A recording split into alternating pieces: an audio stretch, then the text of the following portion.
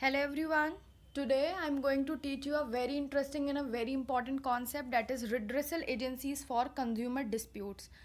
Students, this particular video is an extended part of my previous videos which are related to the concept of Consumer Protection Act 1986. Students, while teaching you about this particular Consumer Protection Act, I taught you that this particular act has provided a redressal agency where consumer can file complaint if they feel exploited or cheated against any defective goods, deficient services, unfair trade practices and other form of their exploitation. Students, this particular three-tier redressal agency are district forum, state commission and national commission. So student, let us study briefly about the redressal agencies under the Consumer Protection Act 1986. So students, for the redressal of consumer grievances, the Consumer Protection Act provides for setting up of a three-tier enforcement machinery at the district, state and national level. So student, consumer की complaints को सुनने के लिए, consumer के grievances को सुनने के लिए कंज्यूमर प्रोटेक्शन एक्ट ने एक 3 टियर मशीनरी बनाई है डिस्ट्रिक्ट लेवल पे, स्टेट लेवल पे और नेशनल लेवल पे, जिसको हम लोग डिस्ट्रिक्ट फोरम, स्टेट कमीशन और नेशनल कमीशन कहते हैं. Okay, so students, before explaining you the setup and functioning of these 3 tier redressal agency, I would like to tell you how the Consumer Protection Act defines consumer and who can file the complaint under this particular act. So student, let's see who is a consumer. So basically student, a consumer is generally understood as a person who uses or consume goods or avail any services. So basically student, हम सबको पता है consumer वो person होता है जो कि goods को use करता है, consume करता है या वो किसी भी services को avail कराता है. But student, under this particular Consumer Protection Act, a consumer is defined as any person who buys any goods for a consideration. So student, if you buy anything and you pay to the seller regarding that particular product, then you will be considered as a consumer. Student, अगर आप कोई भी goods purchase करते हैं और आप उसके लिए seller को कुछ payment करते हैं, then you will be considered as a consumer, which has been paid or promised. So basically student, you purchase the goods and you pay to the seller in cash or in credit. आपने cash में payment किया हो या credit में payment किया हो, you will be considered as consumer. Or partly paid or partly promised. So student, if you buy goods from the seller and you pay for the goods in installments, means you made the down payment and rest you are going to pay later, then still you will be considered as a consumer. Or under any scheme or of deferred payment. So student, basically deferred payment का मतलब होता है delayed payment. Students, अगर आपने ऐसे कोई भी goods purchase किए हैं जो कि डिफर्ड पेमेंट स्कीम के अंदर आते हैं, means you are going to pay in instalments, then you will be considered as consumers. Basically student, automobiles हो गए, आजकल आपके सेलफोन्स भी जो हैं वो डिफर्ड पेमेंट स्कीम पे आते हैं. आप पहले डाउन पेमेंट कर देते हैं, rest you are going to pay it later. Means अगर आप ऐसा कोई भी गुड्स परचेज कर रहे होते हैं, then you will be considered as consumer. Moreover, it includes any user of such goods when such use is made with the approval of the buyer, but does not include a person who obtains goods for resale or any commercial purpose. So students, when you are buying the goods for your use only and not for reselling, you will be considered as consumer. So basically student, these are all points which are for goods only. Okay, ये जितने भी points हमने आपको बताए हैं कि consumer कौन है, ये सिर्फ गुड्स के रिगार्डिंग है. Okay, now let us see about the services also. Any person who hires or avails of any service. So students, if you are availing any services and you are paying for that, you will be considered as a consumer. Means student, you are going to a salon for a haircut and you are paying for the services you are availing, then you will be considered as consumer because you are availing the services there.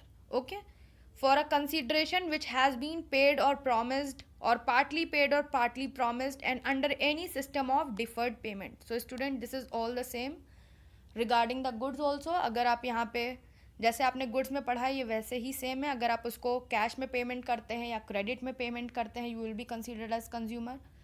अगर आप services के लिए installments में payment करते हैं, means you are going to pay down payment and you are going to pay rest of the amount later, you will be considered as a consumer. Okay.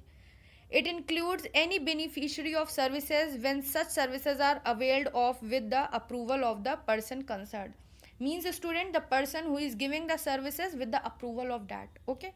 But does not include a person who avails of such services for any commercial purpose. Means whatever services you are availing, it is for your own use.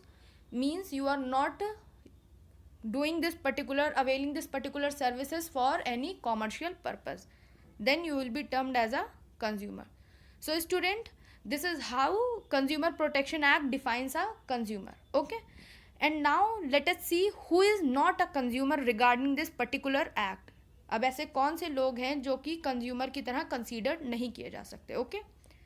So the person who obtains the goods for resale, जो person resale के लिए goods खरीदता है उसे हम consumer नहीं मान सकते हैं. The person who uses the good without the approval of the buyer, it will not be termed as consumer. The person who avails of the services without the approval of the hirer, then it will not be considered as a consumer. The person who obtains the goods without any consideration, means अगर कोई भी person goods खरीद रहा है और उसके लिए payment नहीं कर रहा है तो आप उसे कंज्यूमर नहीं कहेंगे. The person who hires or avails of any services without the consideration will not be termed as a consumer. So student, अगर कोई person जो है वो कोई भी सर्विसेज अवेल कर रहा है बिना पैसे दिए तो आप उसको कंज्यूमर की तरह ट्रीट नहीं करेंगे. सो स्टूडेंट, बेसिक जो है means you have to be a consumer, you have to pay certain amount to the sellers before buying the goods and availing any services. Okay. With this student, let us see who can file the complaint under this particular act. Okay. Who can file a complaint? So student, a complaint before the appropriate consumer forum can be made by any consumer. So student, कोई भी consumer जो है वो complaint file कर सकता है. Student, one thing you should keep in mind that this particular consumer should be as defined by the Consumer Protection Act. Okay. or any registered consumer association. So student, आपको ये clear है कि India में number of consumer associations हैं जो कि consumer के interest को प्रोटेक्ट करते हैं. सो इसमें से कोई भी रजिस्टर्ड कंज्यूमर एसोसिएशन जो है वो कंप्लेंट फाइल कर सकता है कंज्यूमर के बिहाफ पे. A central government or any state government can file complaint. One or more consumers on behalf of numerous consumers having the same interest. So basically student, एक या एक से ज़्यादा कंज्यूमर जो है वो कंप्लेंट फाइल कर सकते हैं on behalf of number of consumers who are having the same interest. Okay. A legal heir or representative of a deceased consumer. So basically student, अगर कोई किसी पर्सन की डेथ हो गई है रिगार्डिंग द एक्सप्लॉयटेटिव गुड्स और the defective goods और services, सो उनके रिप्रेजेंटेटिव जो हैं वो कंप्लेंट फाइल कर सकते हैं या उनका लीगल हेयर जो है वो कंप्लेंट फाइल कर सकता है on behalf of them. Okay. So student, I think अब आपको क्लियर हो गया है that who is a consumer and who can file the complaint under this particular act. Now let us study the setup and the functioning of the 3-tier redressal agency. Okay. So student, as I already told you that this particular 3-tier redressal agency is district forum, state commission and national commission. Okay. So first we are going to study about district forum. So students, district forum consists of a president and 2 other members, one of whom should be a woman. So basically student, district forum में एक president होता है और 2 members होते हैं और ये 2 members में से एक आपका जो member होता है वो women होना चाहिए. They all are appointed by the state government concerned. So basically student, जिस particular state में ये district forum होता है उस particular state की government जो है वो इन सबको appoint करती है. Student, the president of this district forum should be a working or retired judge of the district court. Moreover student, as I already told you कि इन सबको state government जो है वो appoint करती है. So the president is appointed by the state government on the recommendation of the selection committee. Okay. Moreover, a complaint can to be made to the appropriate district forum when the value of the goods or services in question along with the compensation claimed does not exceed rupees 20 lakh. So student, The complaints for goods or services worth rupees 20 lakh or less can be filed in this agency. So आपके जो goods की और services की worth होनी चाहिए वो 20 लाख रुपए से कम होनी चाहिए, तभी आप इस पर्टिकुलर डिस्ट्रिक्ट फोरम में कंप्लेंट फाइल कर सकते हैं. Okay. On receiving the complaint, the district forum shall refer the complaint to the party against whom the complaint is filed. So basically student, जब डिस्ट्रिक्ट फोरम को के पास ये complaint file होती है, जब डिस्ट्रिक्ट फोरम के पास ये कंप्लेंट रिसीव होती है, तो वो ये कंप्लेंट पर्टिकुलर फाइल करते हैं अगेंस्ट द पार्टी जिसके खिलाफ ये कंप्लेंट दर्ज कराई गई है कंज्यूमर ने. ओके.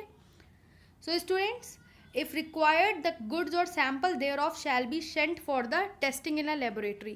So basically student, ये एजेंसी जो है वो गुड्स को या सैम्पल्स को लेबोरेटरी भेजती है टेस्ट के लिए, जिससे कि उनको ये क्लियर हो जाए कि जो भी कंज्यूमर ने फैक्ट्स रखे हैं कंप्लेंट के लिए वो क्लियर हैं या नहीं है, वो सही है या नहीं है, तो उनको उसके रिगार्डिंग वो गुड्स या सैम्पल को लेबोरेटरी में टेस्ट के लिए भेजते हैं. Moreover, the district forum shall pass an order after considering the test report from the laboratory and hearing to the party against whom the complaint is filed. So basically student, district forum अपना order तभी सुनाती है जब वो laboratory की test reports को देख लेती है और जिस पार्टी के अगेंस्ट ये कंप्लेंट फाइल की गई है उनकी दलील को भी सुन लेती है. ओके. सो आपकी एजेंसी जो है वो डिसीजन आपका तभी देती है जब उसके सामने पूरे फैक्ट्स और लेबोरेटरी की रिपोर्ट जो है वो क्लियर होती है.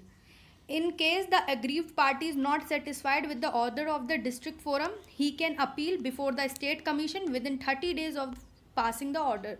सो स्टूडेंट, अगर एग्रीव्ड पार्टी स्टिल सेटिस्फाइड नहीं है डिस्ट्रिक्ट फोरम के ऑर्डर से, तो वो स्टेट कमीशन में भी अपनी कंप्लेंट जो है वो फाइल कर सकती है with in the 30 days of passing the order, 30 दिन के अंदर अंदर ऑर्डर पास होने के बाद.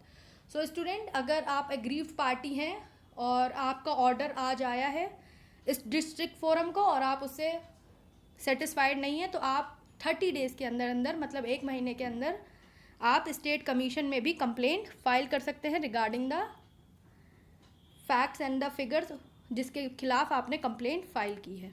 Okay. With this student, another tier in this particular redressal agency, that is state commission. So student, each state commission consists of a president and not less than 2 other members, one of whom should be a woman. So student, just like district forum, state commission is also consist of a president and 2 other members and 1 member should be a woman. They are all appointed by the state government concerned. So basically student, जिस particular state का ये state commission होगा उस particular state की government जो है वो इन सारे मेंबर्स को अपॉइंट करती है. And the president of this state commission should be a working or a retired जज of high court. Okay. Moreover student, as I already told you कि इन सारे मेंबर्स को स्टेट गवर्नमेंट अपॉइंट करती है. So the particular president of this state commission is also appointed by the state government after the consultation with the chief justice of the high court. So basically high court के chief justice के consultation के बाद ही यहाँ पे state government state commission के president को appoint करती है. A complaint can to be made to the appropriate state commission when the value of the goods और services in question along with the compensation claimed exceed rupees 20 lakh but does not exceed rupees 1 crore. So basically student, the complaints for the goods worth more than rupees 20 lakh and less than rupees 1 crore can be filed in the state commission. So basically आपके goods और services की value जो है वो 20 लाख से ज़्यादा होनी चाहिए और 1 करोड़ से कम होनी चाहिए. ओके. वो लोग इस पर्टिकुलर स्टेट कमीशन में कंप्लेंट फाइल कर सकते हैं. Moreover the appeals against the orders of a district forum can also be filed before the state commission. Students, as I already told you कि जो लोग डिस्ट्रिक्ट फोरम के फैसले से खुश नहीं होते हैं, सेटिस्फाइड नहीं होते हैं, वो लोग स्टेट कमीशन के पास आकर के अपनी कंप्लेंट फाइल कर सकते हैं. Okay. So student, on receiving the complaint the state commission shall refer the complaint to the party against whom the complaint is filed. So students, on receiving the complaints state commission जो है वो complaint file करता है against the party जिनके खिलाफ ये complaint जो है वो फाइल की गई है. Okay, with this student, if required the goods और sample thereof shall be sent for the testing in a laboratory. और अगर स्टेट कमीशन को ऐसा लगता है कि गुड्स और सैम्पल को लेबोरेटरी में टेस्ट के लिए भेजने की ज़रूरत है, तो वो गुड्स या उनके सैम्पल को लेबोरेटरी में टेस्ट के लिए भेजते हैं to be sure about the judgement. Okay, so student, the state commission shall pass an order after considering the test report from the laboratory and hearing the party against whom the complaint is filed. So basically student, state commission अपना फैसला सुनाने से पहले laboratory की test reports को check करते हैं और जिन पर्टिकुलर लोगों के अगेंस्ट ये कंप्लेंट फाइल हुई है उनकी दलीलों को भी सुनते हैं और उसके बाद अपना ऑर्डर जो है वो पास करते हैं. In case the aggrieved party is not satisfied with the order of the state commission, he can appeal before the national commission within 30 days of passing the order. So basically student, जो लोग state commission के फैसले से खुश नहीं होते हैं, जो पार्टी स्टेट कमीशन के ऑर्डर से खुश नहीं होती हैं, अनसेटिस्फाइड होती हैं, वो लोग नेशनल कमीशन में अपनी कंप्लेंट फाइल कर सकते हैं with in 30 days of passing the order.